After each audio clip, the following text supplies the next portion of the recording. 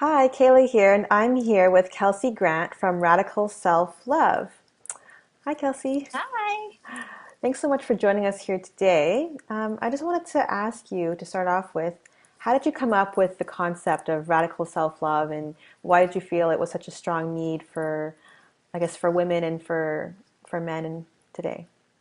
Well, it all came out of like my biggest breakdown. So Mm-hmm. last year my relationship ended and I started to really take a look at what were the causes on my end of that relationship going the way that it did. And Mm-hmm. a lot of the stuff that came up was jealousy, insecurity, and not feeling good enough.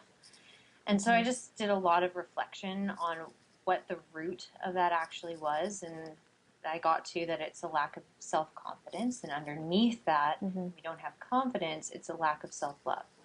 Mm-hmm. And so I realized that the root of all of our success in life, and whether that's in relationships or business, comes from filling that tank of self love first. Mm-hmm. And then I set out on this journey to discover what that actually meant for me and how I could Mm-hmm. support other people in their journey of self love. Awesome. So, do you find that primarily it's women who are looking for this kind of program, or do you get I men find that contacting you it's as well? women who are more actively seeking it. Yeah. Men are really interested, but they're quieter about it. Yeah. But women are the ones who are really active in our community and Yeah. asking questions to me directly or Mm. on the group pages. Mm-hmm. Men like to be a little bit more subtle about it and send me like the private messages and like Mm. ask me those kind of questions more geared towards their relationships. Okay. But I think it's very important for humans. Like it Mm-hmm. doesn't matter if we're women or men or Yeah. anything in between. Like we all Yeah. need love and we all need to learn how to love ourselves.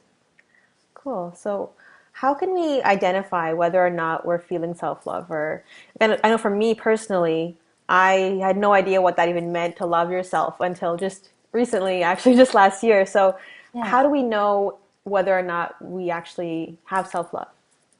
So, one of the first indicators, at least for me and the people that I've worked with, is when things are really not working in our lives. We're experiencing a lot of conflict or contrast in our lives. That's the first indication that there could be a self love deficit and that we Mm-hmm. could really use some, you know, positive love vibes in our own direction. Yeah. And a huge part of that is learning to see our worth and our value in the world. So Mm-hmm. we really do see a lot of people in our community who are experiencing a lack of self worth or a lack of self value, and they just don't know how brilliant they actually are.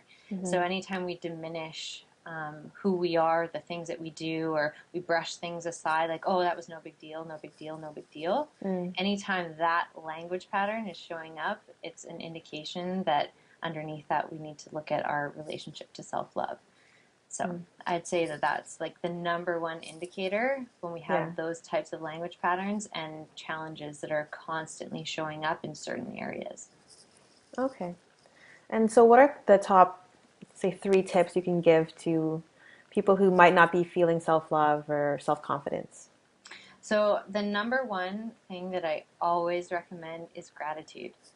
So the way that gratitude works is it has us like consciously focus on the things that are really going well and the things that are working and the things that we appreciate about ourselves. Mm-hmm. And sometimes we have to look externally for that first. Mm-hmm. And we're still putting our energy in a more positive direction. And as we do that, our internal energy increases. And then when we're feeling good, we treat ourselves better. So we're not as harsh in the internal dialogue when we feel good. It's Mm-hmm. when we don't feel good that's when we really go to town and like are really hard on ourselves. Mm-hmm. So I'd say gratitude is one of the top things that we could be doing. And then investing into a self-care practice. So whether that, like for women, it's really great like when we're in the shower in the morning to spend a little bit of extra time like lathering and like just like being in that experience, or when you're putting your lotion on, taking a little bit more time and being intentional and really bringing presence to like how magnificent your body actually is and your brilliance.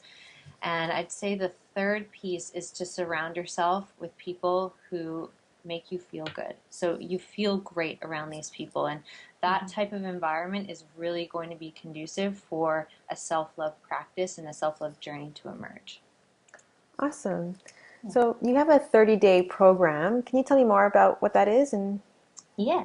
So when my relationship ended last year, I mhm. realized that self-love was something that I really needed to work on. And when I really searched for tools for that, I couldn't find anything that was really applicable to what I was going through.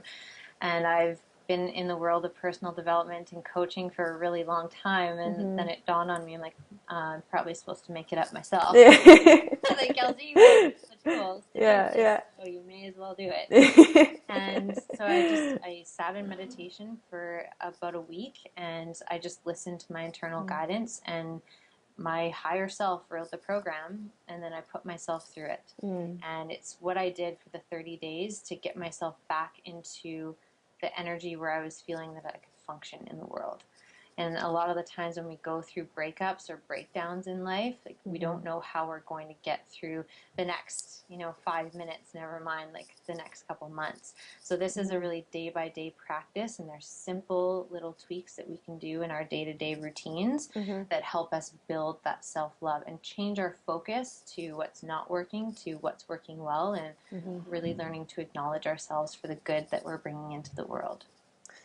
Yeah, I guess would you say that the journey of self-love, it's like how do you know when you have self-love? Is it never ending, or is there kind of a point where you're like, yeah, I've got it? And, I think it's a process that we're always going to be on. Like, it's not like we get to a point where we're like, okay, I've got the self love. I don't need to worry about it anymore. We always want to keep filling that tank up because Mhm. as human beings, we're always in energy exchange with each other, and we're always giving and then we're receiving. And sometimes we get a little bit out of balance. So, a self love practice is noticing when we're out of balance and self correcting. And we're human beings. We go from one extreme to the next. We Mhm. fall out of our habits and then back into them. And self Mhm. love practice is learning to love that ebb and flow of our lives and really stay tuned to what we need to thrive in our lives. And that's going to be different for everyone. And as Mhm. you go through life, your needs are going to change, your desires are going to change, your wants are going to change. And so your self love practice will mold and shift according to where you are in your life and what you need. Awesome. Thanks so much for joining us here today. Where can Thank people you. go to find more about you and your program? So they can visit our website, which is www.kelseygrant.com. Hmm. And then we also have a Facebook community, Radical Self Love, and you can find all of us there and everyone sharing tips. And anyone who's going through the 30-day program is quite active on that page, and they're sharing their journeys. So it's a really great place to meet like minded and like hearted people. Awesome. Thanks so much for coming to joining us today. Thank you.